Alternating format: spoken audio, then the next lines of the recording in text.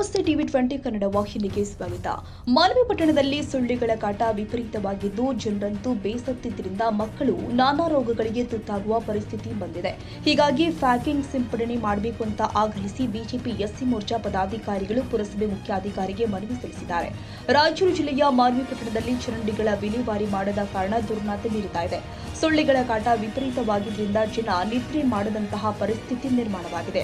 ಮಾನ್ವಿ ಪುರಸಭೆ ಮುಖ್ಯಾಧಿಕಾರಿ ಪರಶುರಾಮ್ ದೇವಮಾನೆ ಅವರು ಬಿಜೆಪಿ ಪಕ್ಷ ಆಗ್ರಹಿಸಿ ಮನವಿಯನ್ನು ಸ್ವೀಕರಿಸಿ ಎಲ್ಲಾ ವಾರ್ಡ್ಗಳಲ್ಲಿ ಸರ್ವೆ ಮಾಡುವ ಕಾರ್ಯ ಮಾಡಬೇಕು. ಒಂದು ವೇಳೆ ನಿರ್ಲಕ್ಷ್ಯ ತೋರಿದ್ದೇ ಆದಲ್ಲಿ ಹೋರಾಟ ಹಮ್ಮಿಕೊಳ್ಳಲಾಗಿದೆ ಅಂತ ಎಚ್ಚರಿಕೆ ಕೊಟ್ಟಿದ್ದಾರೆ.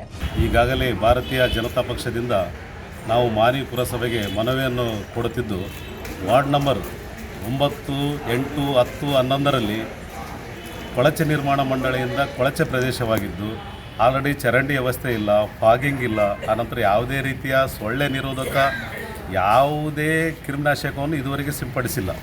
ಈಗಾಗಲೇ ತಮಗೆ ಎಲ್ಲ ಮಾಧ್ಯಮಗಳಲ್ಲಿ ತಿಳಿದಿರುವಂತೆ ಸಿಂಧನೂರು, ರಾಯಚೂರು, ಮಾನ್ವಿಯಲ್ಲಿ ಉಲ್ಬಣಗೊಂಡಿರುವ ಫ್ಯೂರಲ್ ವೈರಸ್ನಿಂದ ಭಾಳಷ್ಟು ಚಿಕ್ಕ ಮಕ್ಕಳಿಗೆ ತೊಂದರೆಯಾಗುತ್ತಿದ್ದು, ಇದರಿಂದ ಯಾವುದೇ ವಾರ್ಡ್ಗಳಿಗೆ ಈಗಿರುವಂಥ ಮುಖ್ಯಾಧಿಕಾರಿಗಳು ವಾರ್ಡ್ನಲ್ಲಿ ಯಾವುದೇ ಪರಿಶೀಲನೆ ಮಾಡುವುದಿಲ್ಲ ಮತ್ತು ವಾರ್ಡ್ಗಳಿಗೆ ಸಂಬಂಧಿಸಿದಂಥ ಯಾವುದೇ ಅಧಿಕಾರಿಗಳು ಇದುವರೆಗೆ ನಮ್ಮ ವಾರ್ಡ್ಗಳಲ್ಲಿ ಬಂದು ಪರಿಶೀಲನೆ ಮಾಡಿಲ್ಲ. ಇದಕ್ಕೆ ನೇರ ಹೊಣೆಗಾರರು ಪುರಸಭೆ ಮುಖ್ಯಾಧಿಕಾರಿಗಳು, ಆಮೇಲೆ ತಾಲೂಕು ಆರೋಗ್ಯಾಧಿಕಾರಿಗಳು ಮತ್ತು ನೇರವಾಗಿ ಶಾಸಕರು ಕೂಡ ಇದರಲ್ಲಿ ಮುಖ್ಯವಾಗಿ ಹೊಣೆಗಾರರಾಗುತ್ತಾರೆಂದು ತಮ್ಮಲ್ಲಿ ನಾನು ಈ ಮೂಲಕ ಮನವಿ ಪತ್ರವನ್ನು ಈಗಾಗಲೇ ಸಲ್ಲಿಸಿದ್ದೇವೆ.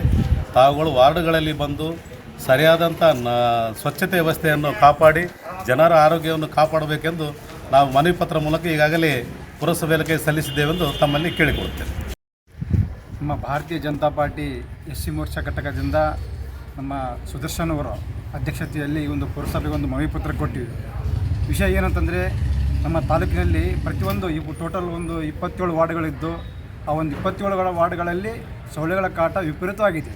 ಈ ಸೊಳ್ಳೆಗಳ ಕಾಟದಿಂದ ನಿಮಗೆ ಗೊತ್ತಿರೋ ಹಾಗೆ ಇವತ್ತಿನ ದಿನಗಳಲ್ಲಿ ಪ್ರತಿಯೊಂದು ಹಾಸ್ಪಿಟ್ಲಲ್ಲಿ ಚಿಕ್ಕ ಮಕ್ಕಳಿಗೆ ವೈರಲ್ ಫೀವರ್ ಆಗಿದೆ. ಅದಕ್ಕೆ ಕಾರಣ ನಾವೇನು ಹೇಳ್ಬೋದು, ಪುರಸಭೆಯ ಮುಖ್ಯಾಧಿಕಾರಿಗಳು ಹಾಗೂ ಇಲ್ಲಿರುವಂಥ ಶಾಸಕರು ಯಾವುದೇ ಥರದ ಒಂದು ಗಮನ ಇಲ್ಲ, ಒಂದು ಸಾಮಾನ್ಯ ಸಭೆ ಕರೆದಿಲ್ಲ. ಈ ಒಂದು ಸೊಳ್ಳೆಗಳ ಕಾಟ ಬಗ್ಗೆ ಏನು, ಕಲುಷಿತ ನೀರು ಬಗ್ಗೆ ಏನು, ಅದ್ರ ಬಗ್ಗೆ ಏನೋ ಸ್ವಲ್ಪ ಮೀಟಿಂಗ್ ಮಾಡದೆ, ಅಧಿಕಾರಿಗಳ ಬಗ್ಗೆ ಚರ್ಚಿಸದೆ ತಾವು ಮೌನಕ್ಕೆ ಜಾರಿದ್ದಾರೆ ನಮ್ಮ ಶಾಸಕರು. ಅವರಿಗೆ ಒಂದು ತಿಳಿಸ್ಪಡಿಸೇನೆಂದರೆ, ನೀವು ಸರಿಯಾದ ರೀತಿಯಲ್ಲಿ ಕೆಲಸ ಮಾಡದಿದ್ದರೆ ಮುಂದಿನ ದಿನಗಳಲ್ಲಿ ನಾವು ಶಾಸಕರ ಕಾರ್ಯಾಲಯಕ್ಕೆ ಮುತ್ತಿಗೆ ಹಾಕುವಂತ ಈ ಮೂಲಕ ನಾವು ಹೇಳ್ತಾ ಇದ್ದೀವಿ. ಹಾಗೂ ಮುಖ್ಯಾಧಿಕಾರಿಗಳಿಗೆ ನೀವು ಸರಿಯಾಗಿ ಪ್ರತಿ ವಾರ್ಡ್ಗಳಲ್ಲಿ ನೀವು ವಿಸಿಟ್ ಮಾಡಿರಿ, ಎಲ್ಲಿ ಸ್ವಚ್ಛತೆ ಇಲ್ಲೋ ಅಲ್ಲಿ ಸ್ವಚ್ಛತೆಯನ್ನು ಕಾಪಾಡಬೇಕಂತ ಈ ಮೂಲಕ ನಾನು ಹೇಳ್ತಾ ಇದ್ದೀನಿ.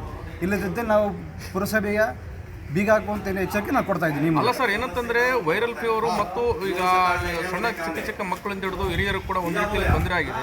ಆ ಟೈಫಾಯ್ಡು, ಮಲೇರಿಯಾ ಈ ರೀತಿ ಒಂದು ನಾನಾ ರೋಗಗಳು ಬಂದರೆ ಏನಾದರೂ ಅನಾಹುತ ಇದಕ್ಕೆ ಯಾರು ಸರ್ ಜವಾಬ್ದಾರಿ?